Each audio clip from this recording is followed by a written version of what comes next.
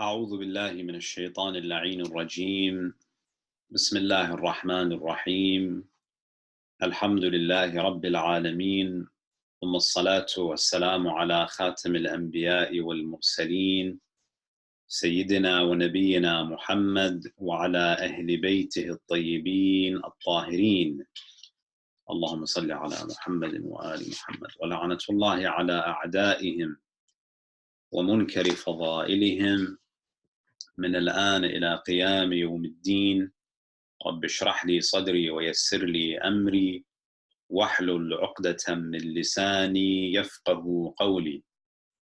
Assalamu alaikum, brothers and sisters, wa rahmatullahi wa barakatuh. I'd like to welcome you all to our fourth session on jurisprudential maxims. Alhamdulillah, we have been able to complete the first jurisprudential maxim. We completed it in our last discussion, where we finished qa'idat la tu'ad, the maxim of not repeating. Today, inshallah, we'll begin a discussion on the next maxim that is mentioned in the Arabic version, the original version of the book, Al-Qawa'id al-Fiqhiyya. And we will, this discussion will probably span maybe 2 to 3 lessons. So inshallah, we'll start off by speaking about the maxim itself and the basis of the maxim. So the jurisprudential maxim that we'll be covering are actually 2 that have been combined into 1 chapter. So we'll be speaking about qa'idat al-faragh, which means the maxim of finishing, and we'll speak exactly about what that means, and qa'idat al-tajawuz, the maxim of passing. And they both generally pertain to the prayer. Now, scholars have extended it to other areas of fiqh, but generally the bulk of the discussion surrounding these 2 maxims are related to the prayers. Now, the book typically dedicates a chapter to each jurisprudential maxim, but this chapter, the second chapter, combines 2. So why is it that we are discussing 2 jurisprudential maxims in 1 chapter, whereas if you look at the other chapters, each jurisprudential maxim is discussed independently? So these are 2 separate maxims, qa'idatul faragh and qa'idatul tajawuz.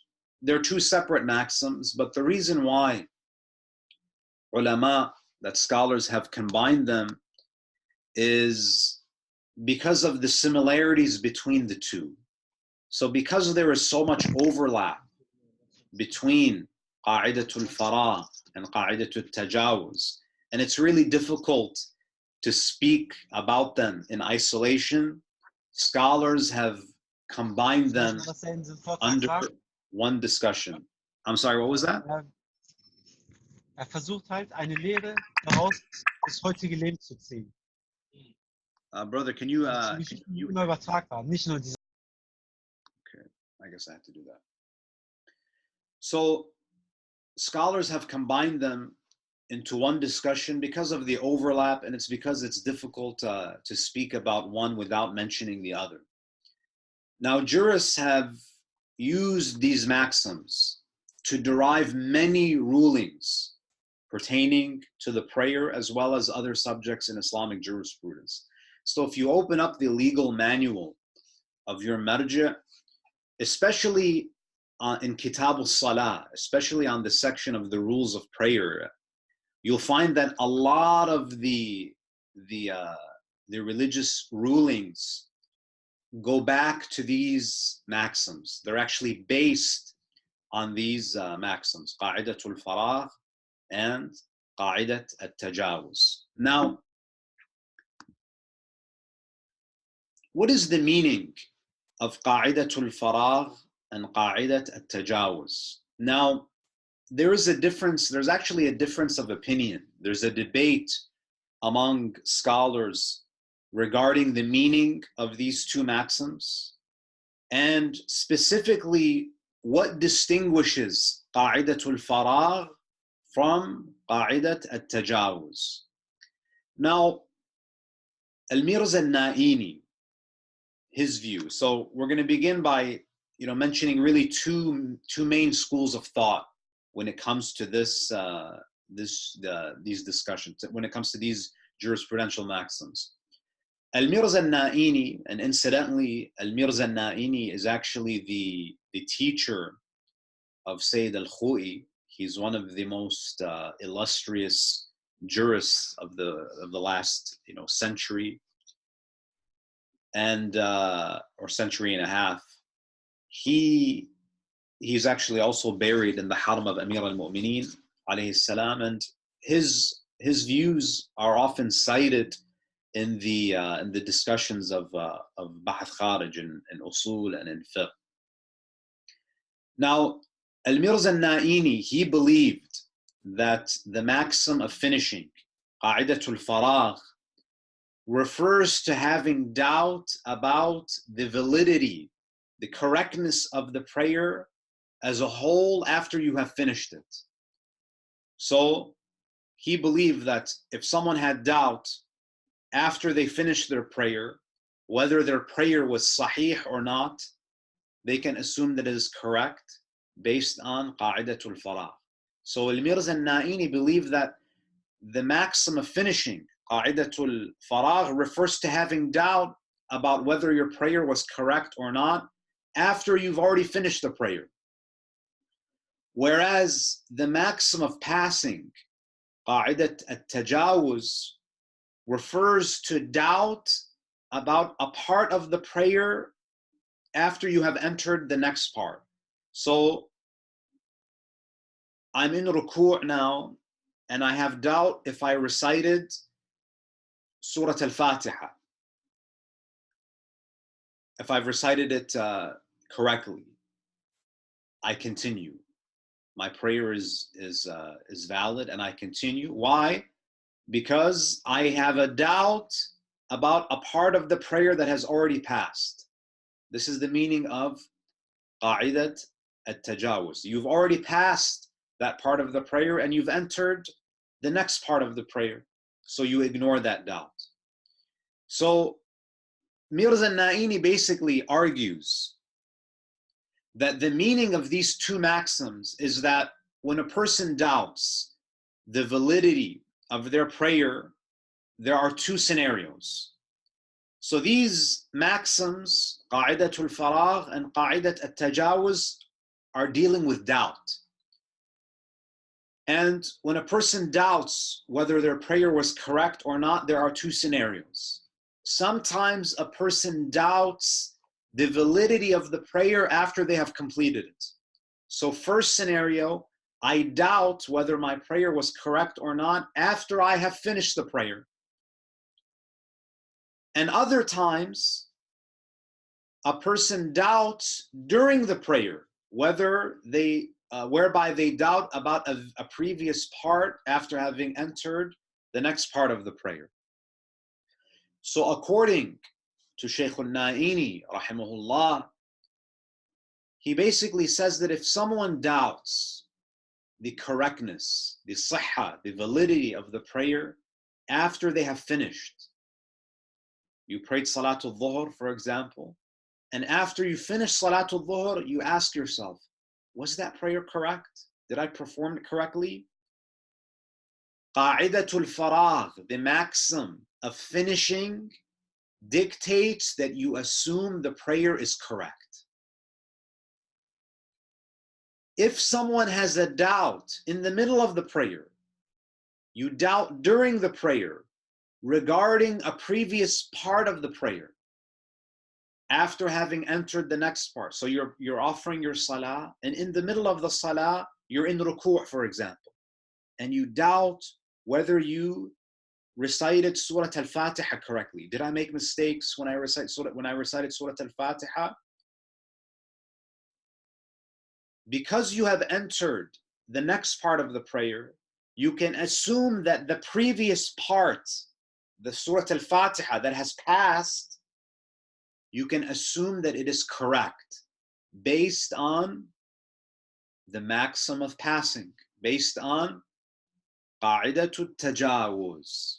So this is Al-Mirza Naini's understanding, that qa'idatul faragh and qa'idatul tajawuz, essentially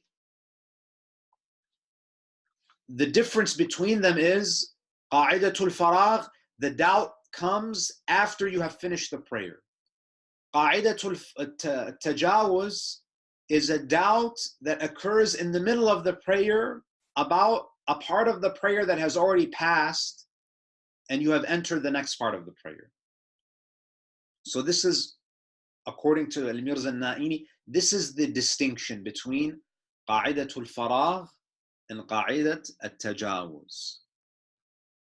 But as I said, there's a difference of opinion among the fuqaha regarding the indication of these maxims. So another view, another understanding of these two maxims is, there are a group of scholars that have another understanding. And incidentally, this is the view of Sayyid al-Khu'i. So this is the view of Al-Mirza Naini's student, Sayyid al-Khu'i.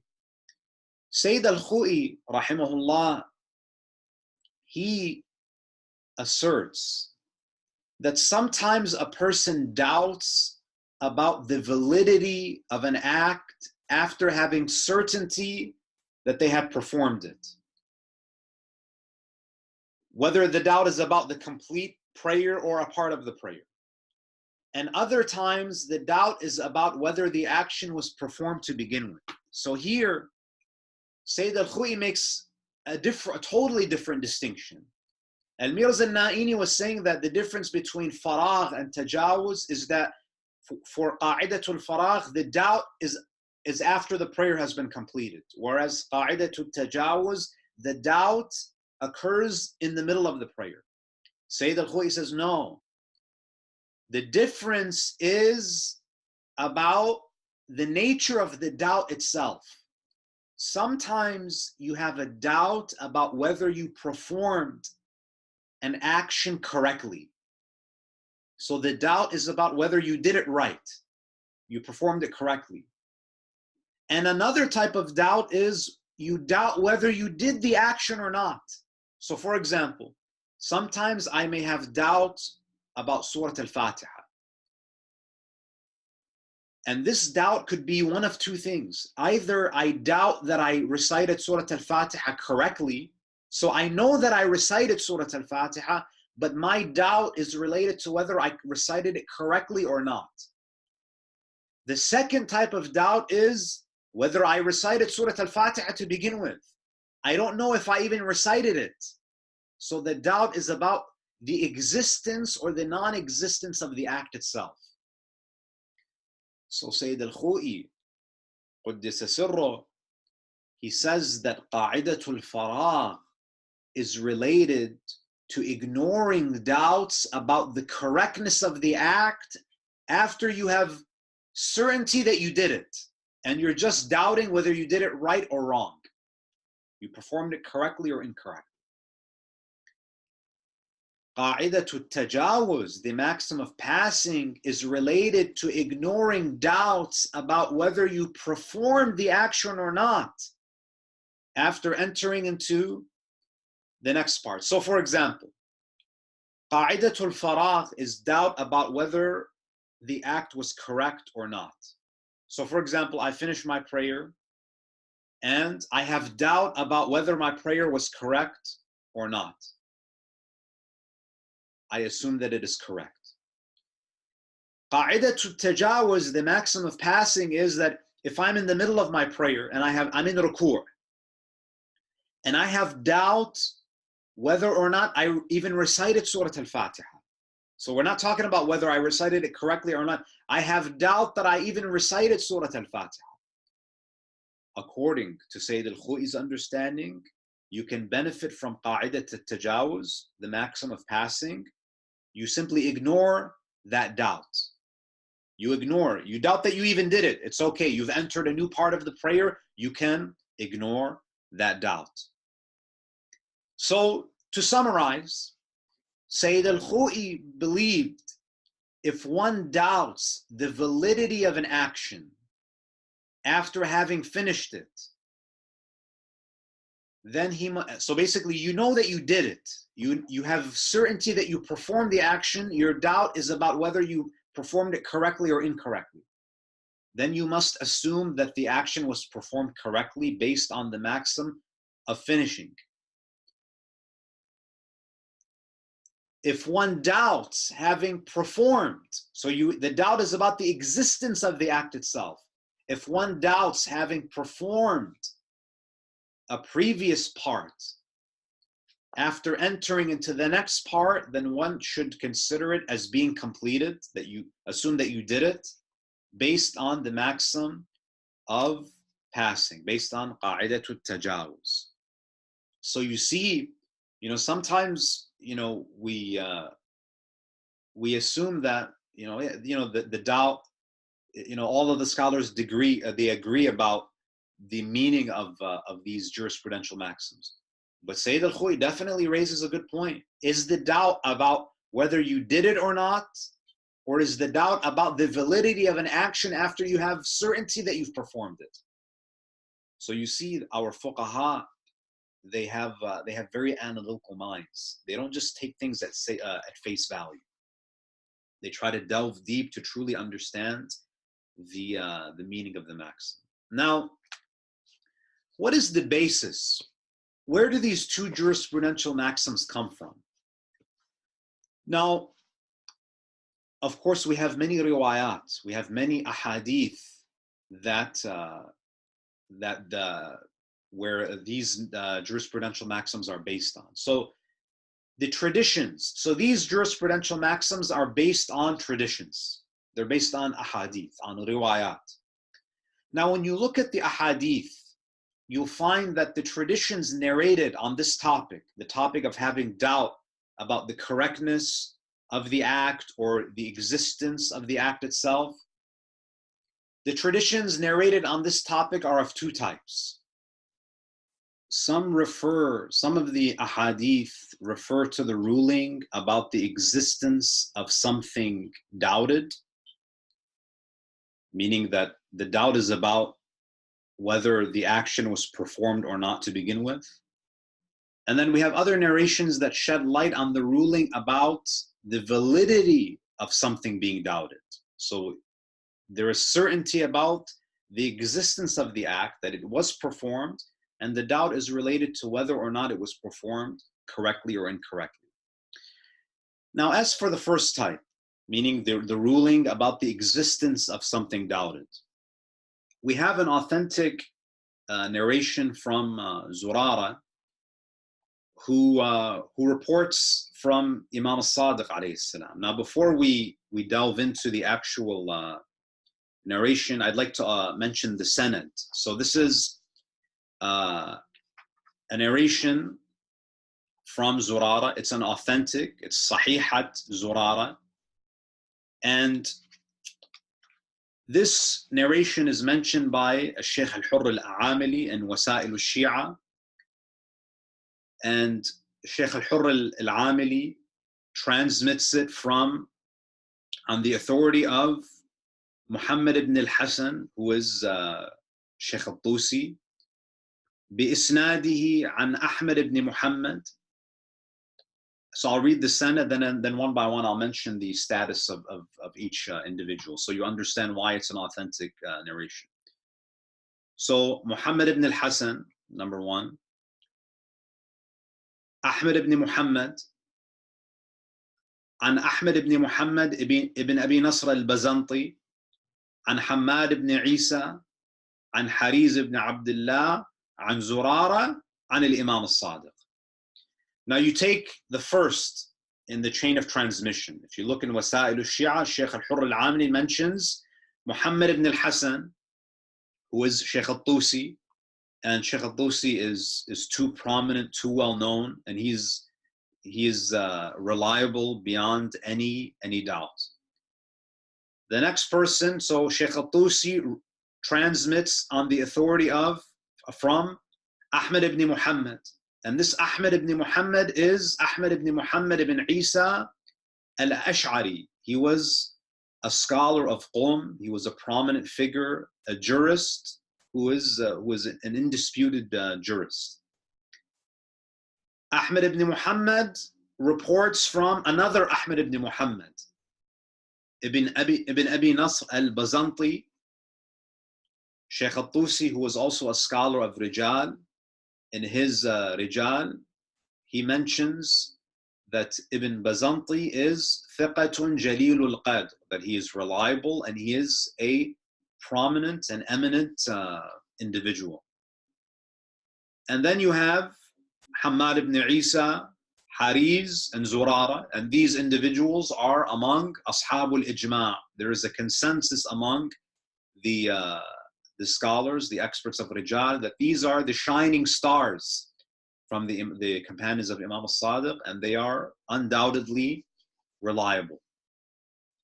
So the narration is sahih, and here sahih means that all of the individuals in the chain of transmission are righteous, they're adil, and they are ithna ashari, they are 12 Shi'as, which means that their aqidah, their beliefs are sound.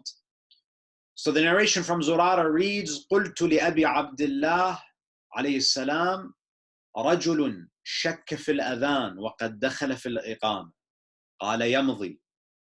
قلت رجل شك في الأذان والإقامة قد كبر قال عليه السلام يمضي. قلت رجل شك في التكبير وقد قرأ قال عليه السلام يمضي. قلت شك في القراءة وقد ركع قال عليه السلام يمضي. قلت شك في الركوع وقد سجد فقال عليه السلام يمضي على صلاته. ثم قال, then the Imam said, يا زرارة إذا خرجت من شيء ثم دخلت في غيره فشكك ليس بشيء. Zurara asks Imam al-Sadiq. So again, we're trying to understand the basis for the maxims that we mentioned. And these are speaking about doubts about the existence of the act itself.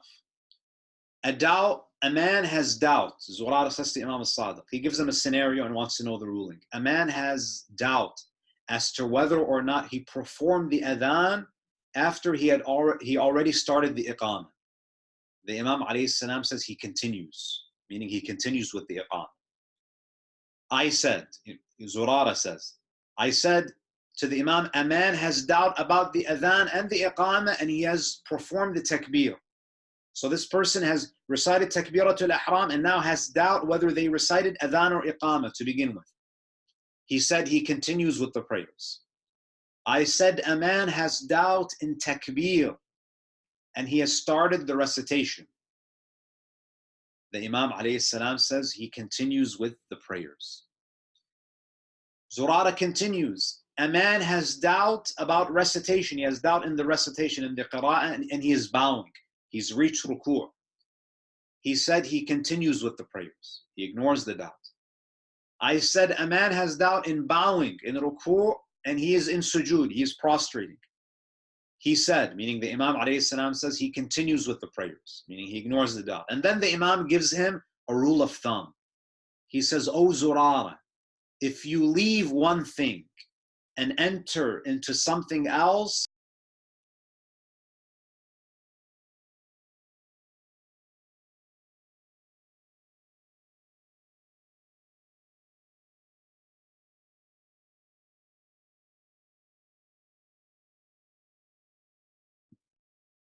I think it disconnected for a second. So this is one narration. A second narration, again, relating to the issue of doubting whether the action was performed or not. And another authentic narration by Ismail ibn Jabir, who reported that Imam al-Baqir alayhi salam says. So again, this narration is from Ismail ibn Jabir. So again, we'll go through the sanad.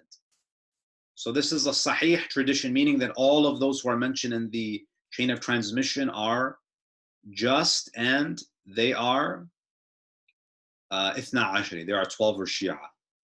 So the reason why this narration is authentic is because, again, it's from Sheikh Al-Tusi and Sa'ad. Now, there's a time gap between Sheikh Al-Tusi and the person that he's narrating from, about 2-3 generations. Now, Sheikh Al-Tusi mentions his pathway to Sa'ad ibn Abdullah. And Sheikh Al-Tusi says, أخبرني به الشيخ المفيد. So Sheikh al-Mufid, because the narration says Sheikh al-Tusi reports from Sa'ad ibn Abdullah, but there's a time gap between Sheikh al-Tusi and Sa'ad ibn Abdullah.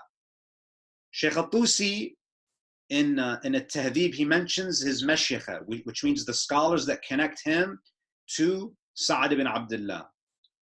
Sheikh al-Tusi says, Sheikh al-Mufid told me, it's from Sheikh al-Mufid, from Sheikh al-Saduq, from Sheikh al-Saduq's father, from Sa'ad ibn Abdullah. So that's the link between Sheikh al-Tusi and Sa'ad ibn Abdullah.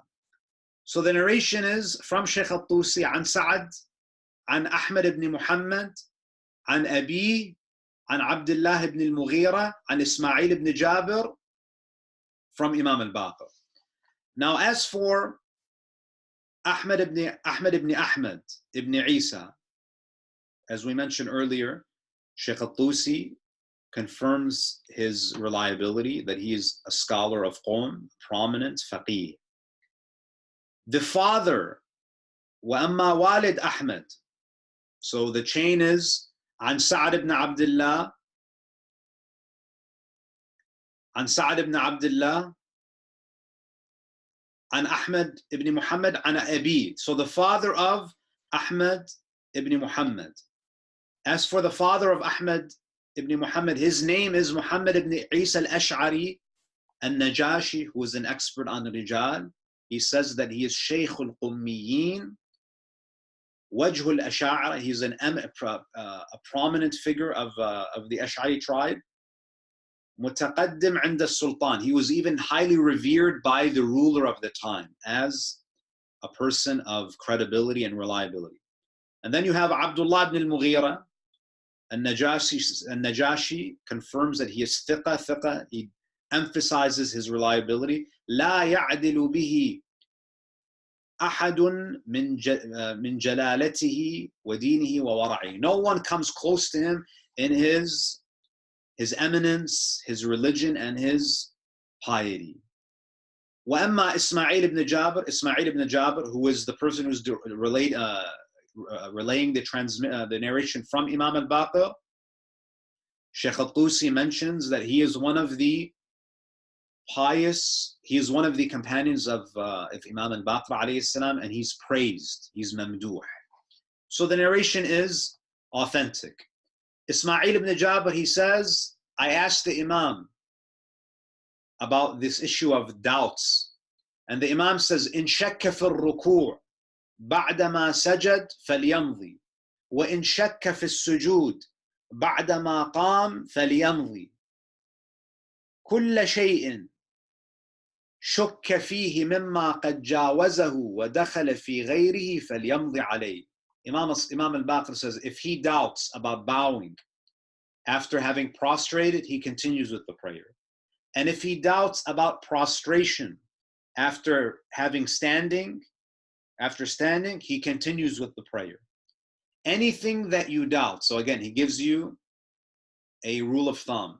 The Imam says, anything that you doubt that has passed and you have entered another part should be ignored, and he should continue with the prayer.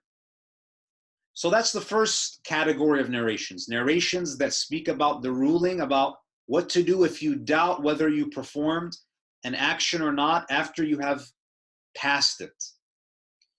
The second type of traditions which shed light on the ruling about the validity of something being doubted. So there is no doubt about whether it was performed or not, but rather the doubt is about whether it was correct or not. So we have a narration, it is a muwathaqa of Muhammad ibn Muslim, who reports from Imam al-Baqir. Now, why is this narration muwathaqa? So we have sahiha, which is authentic, and we have an authenticated, a muwathaqa. Now, the reason why this narration has the status of muwathaqa is because in the chain, so a sahih hadith is a narration where all of the individuals in the chain of transmission are just, they're pious, they're righteous, and they are 12 Shi'as. This narration is muwathaqa because in the chain of transmission is an individual by the name of Abdullah ibn Bukayr. Abdullah ibn Bukayr is reliable, but he's not a 12 Shia. He is Fatahi. He believed in the imamah of Abdullah al-Aftah, the son of Imam al-Sadiq alayhi salam. So he basically did not believe in the imamah of Imam al-Kadhim. So because of the presence of Abdullah ibn Bukayr, who is Fatahi, the narration, so he's reliable, he's a reliable, trustworthy person, but his aqidah is not correct, and therefore it is considered muwathaqa. So the narration from Imam al-Baqir is what? كُلَّمَا شَكَكْتَ فِي مِمَّا قَدْ مَضَى فَامْضِهِ كَمَا هُوَ. Any time you doubt about something that has passed, just continue with it as is. Meaning, ignore the doubt. Assume that you performed it correctly. Now, another narration. Now here is Sahihat Muhammad ibn Muslim, an authentic tradition from Muhammad ibn Muslim, who was one of the top students of Imam al-Baqir and Imam al-Sadiq. He reports that Imam al-Baqir said, and again, if we look at the narration, he says, كُلَّمَا شَكَكْتَ فِي بعدما تفرغ من صلاتك فامضي ولا تعود, or ولا تعد. Anytime you doubt about something, after finishing your prayer, just continue and do not repeat your prayer. Do not repeat it. Now, when it comes to this narration, the chain of transmission is, so we mentioned why it was muwathaqa. So the chain of transmission mentions Sheikh al-Tusi. It mentions that he narrates from Al-Husayn ibn Sa'id, who is thiqa, according to the experts of Rijal. Abdullah ibn Bukayr, Sheikh al-Tusi, again, considers him reliable, but he's Fatahi. Oh, I'm sorry, I'm reading the, this is the wrong narration. So this is a Sahih tradition. They're all Ithna Ashariya. I didn't record the Isnad is not mentioned. So this is a Sahih tradition, Sahihat Muhammad ibn Muslim. All of the individuals are 12 Shi'as and they are righteous. Now, we'll conclude with this narration. Inshallah, we'll continue our discussion next week on the scope of the Maxims and the other questions relating to it. We have a narration called the Muwathaqa of Bukayr ibn A'yan. Now, this is an interesting narration because it's Muwathaqa, we know that there's someone in the chain who is not a 12 Shia. But in addition to that, some scholars have an issue with this narration because it is the transmitter does not mention who he is asking this question to. It is only the pronoun is mentioned. So Bukayr ibn A'yan, he says, قُلْتُ لَهُ. He says, I asked him. But him is not mentioned. Is he asking the imam or is he asking someone else? قُلْتُ لَهُ الرَّجُلُ يَشُكُّ بَعْدَمَا يَتَوَضَّأ. What is the ruling regarding a person who doubts after performing ablution? So here we're also seeing that these maxims are not only restricted to prayer. Perhaps they can even be applied to other acts of worship. الرجل يشك بعدما يتوضأ قال هو حين يتوضأ أذكر منه حين يشك. He said he is more aware during ablution than when he doubts. Now, so some scholars debate about whether this can be used as evidence because we don't know who Bukayr ibn A'yan was speaking to, because only the pronoun him is mentioned. Now, some scholars say that if the person who is transmitting the narration is a very prominent individual, a faqih, a scholar, then even if the imam is not mentioned, we can assume that the pronoun him is referring to a ma'soom, because such personalities would not ask fiqhi questions to anyone other than the imam. So, and this Bukayr, so this is called Mudhmarat Bukayr, the hadith that mentions the pronoun of Bukayr, the pronoun transmitted by Bukayr. Now, Bukayr is not an ordinary person. So scholars, they consider this an acceptable narration, even though he doesn't say that he asked the imam, but we can assume that the pronoun him refers to the imam, because we have a statement from Imam al-Sadiq about Bukayr, that when this Bukayr ibn A'yan passed away, when he died, Imam al-Sadiq alayhi salam grieved, so much so that the Imam even said, أما والله لقد أنزله الله بين رسول الله وأمير المؤمنين صلوات الله عليه. When Bukayr ibn A'yan died, to show you how prominent this individual was, that when he died, Imam al-Sadiq alayhi salam says that he is now in the company of Rasulullah and Ali ibn Abi Talib. So it is inconceivable that someone like Bukayr ibn A'yan would ask someone other than the imam about an issue related to fiqh. So scholars say that even though Bukayr ibn A'yan didn't say he asked Imam al-Baqir or Imam al-Sadiq, we can assume that the person who he's speaking to in the riwayah is a ma'soom. So scholars say that if it's a prominent person like Bukayr ibn A'yan who is asking a question, and the person who's answering is not named, and only the dhamir, the pronoun is mentioned, it is hujjah. We can assume that he was speaking to the imam.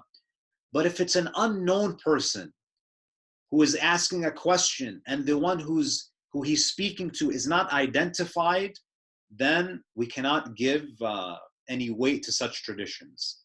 Now, Sheikh Baqir Irawani, he says, no, even if the imam is not identified, we can assume that the pronoun refers to the imam, because it is there's an ahad dihni, there's an understanding that these types of questions were only asked from the imams.